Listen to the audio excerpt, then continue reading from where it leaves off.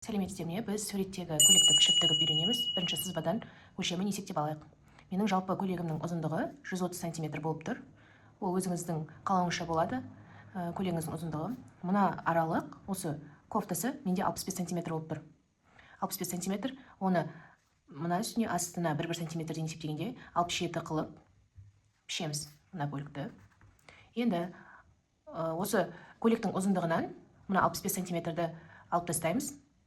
Сол кезде мына етектің неше сантиметр екені бізге белгілі болады. Менде 65 см шықты, және мен мына етегін қалың қылып қайырғанды ұнатам, жалпақ қылып. Мен 4 см қылып қайырам. 4 см-ді қайырғанда вообще 12 см кетеді мына етектің қайырылуына. Сонда мына 65 см-ге етегіміздің бөгетін 12 см-ді қосамыз, сонда 77 см болды мына бөлігі. Мына бөлікте мына бөліктің аралығы. Осыны біз 77 см қылып пішіп қиып аламыз мынаны. Біз матаны пішпестен бұрын матамызды жуып аламыз, одан кейін тегістеп, үтіктеп аламыз. Бізге мынандай кант керек болады, және түймелеріміз қажет болады. Мен мынандай дайын петля алдым, сіздер оны косая бикадан тіксеңіздер болады. Ең бірінші, қазір көйлектің мына астыңғы етегін пішіп аламыз. Мына есептегенде ол 77 см болды. Ол үшін мен матаның бір енін алдына, бір енін артына жіберем. Сонда 2 рет мен 77 см-ді қиып алам. Біреуі алдыңғы етек болады, біреуі артқы етегіне.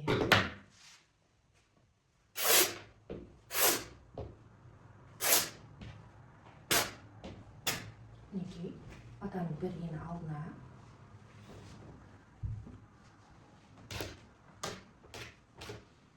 Енді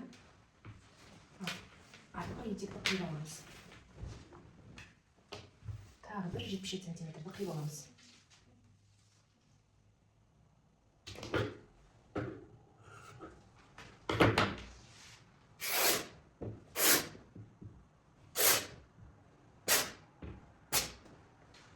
Мінекей, біздің етегіміз пішілді. Бізде суретте көрініп тұрғандай көйлектің алдында планка бар. Біздің өзіміздің базовый лекаларымызды алып, бұлай қойып піше салмаймыз. Бірінші планканың ұзындығын бұлай алып тастауымыз керек. Планканың ұзындығын алып тастаймыз, менде 3 см. Және бұны пішетін кезде алдына тігісіне 1 см-ді есептеп қиюымыз керек. Матаның шетін осылай тегістеп қиып алуымыз керек. Біздің көйлегіміздің алдында планка болатын болғандықтан матаның ашық жағын сгибпен емес, осы ашық жағынан піше береміз. Ал мына сгиб жағын көйлектің артқы бойына қалдырамыз. Міне біз көйлегіміздің кофтасын пішіп алдық. Мынау алдыңғы бойы, мынау артқы бойы. Трапецияның кеңдігін өзіңіздің қалауыңызша қыласыз. Және оны сыз болғаннан кейін етегін 2 см-дей былай көтереміз, алдынан да, артынан да былай. Сосын көйлектің алдындағы планканы есептеп алып тастайсыз, және алдына 1 см-ге тігіске қалдырасыз. Біз көйлектің кофтасын пішу кезінде матаны 2-ге бүктедік. Алдыңғы бойда планка болғандықтан ашық жағын мына жақтан піштік, тұйық жағын көйлектің артқы бойын осы сгибтен піштік. Енді осы кофтамызды қиып алайық.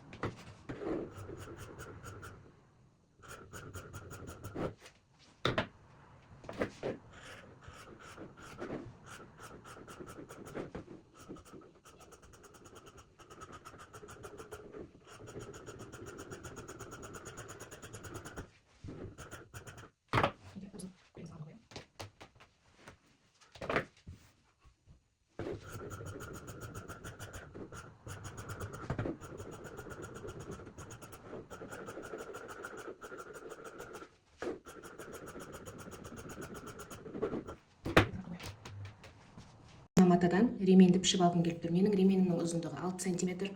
Оны бұлай 2-ге бүктегенде 12 см болады. 12 см-ге 2 см тігісімізді қосып есептегенде ременіміз 14 см болады. Мына матаның бір ені маған жеткіліксіз болып тұр. Менің ременімнің фасоны белімді 2 рет айналдырып тағатын ремен. Сол үшін мен бір 14 см, тағы бір 14 см қосып 2 полоска матаны қиып аламын. Мына матаның ені 1,5 метр. Осыдан бірінші 14 сантиметр қиып аламын.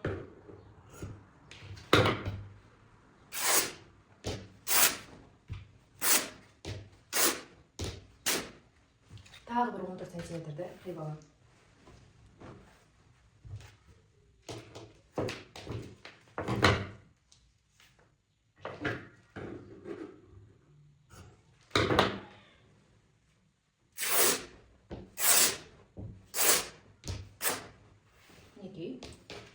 Тіккен кезде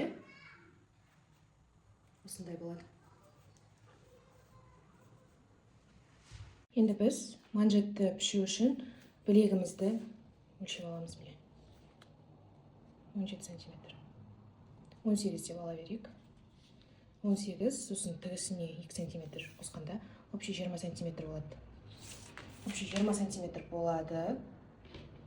Сосын манжетіңіздің ұзындығын өзіңіздің қалауыңызша аласыз. Например, мен 5 сантиметр қалам. 5 сантиметр, 5 сантиметрді 2-ге бөлсегенде 10 сантиметр, оған тағы тігісіне 2 сантиметр қосқанда манжетіміздің ұзындығын 12 сантиметр қылып пішіп аламыз. Міне, былайынан 20 сантиметр болады білегіміздің ұзындығы, манжеттің ұзындығы 12 сантиметр болады. Осыны осылай пішіп, дублириндеп аламыз. Алдының складкасын мен ұзындығын 35 сантиметр қылғым келіп тұр. Сол үшін мен мына жерден былай 35 сантиметрді қиып алып,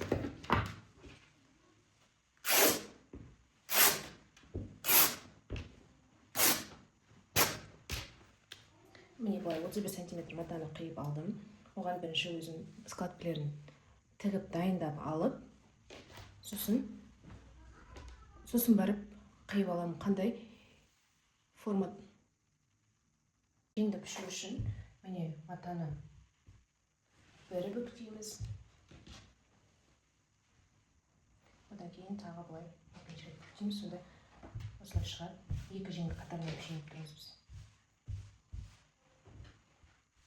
Менің жеңді сызу сабағым осы мен каналымда бар. Каналыма өтіп қарасаңыздар болады.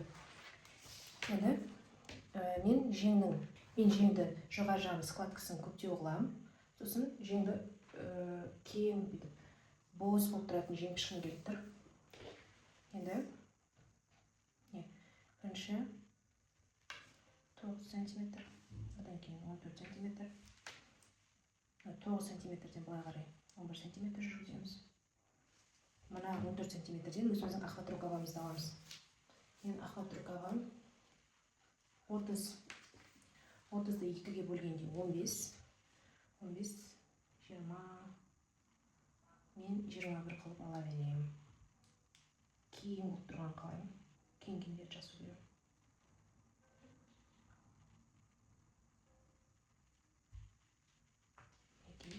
Енді менің жеңімнің ұзындығы 59 сантиметр. 59 сантиметрді белгілей аламыз. Онда осы жерден былай қарай өзіміздің қалауымызша сызамыз.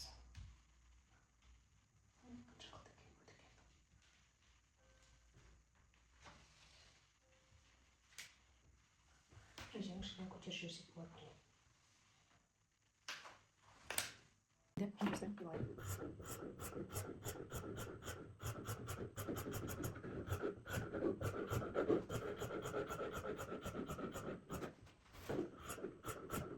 Складканы осылай тігіп, мына кофтамыздың алдын осылай керек жерімізше, өзімізге керегінше сызып аламыз.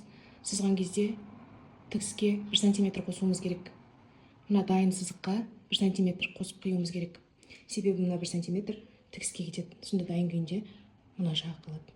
Мынау біздің кофтамыз. Соны міне алдына осылай қойып, осыны сызып қиып аламыз.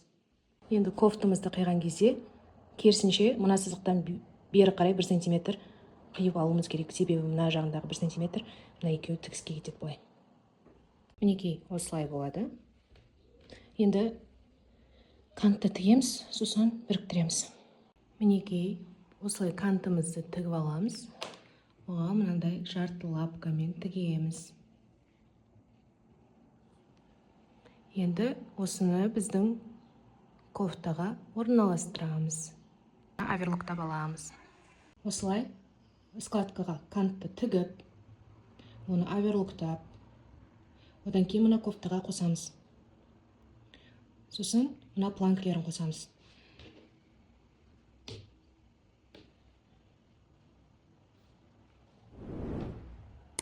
Мінекей, артық шығып тұрған жерлерін қиып, мына планканы үтіктеп, кофтамыздың артқы бойын біріктіреміз. Содан кейін барып, кофтаның юбкасына қосамыз.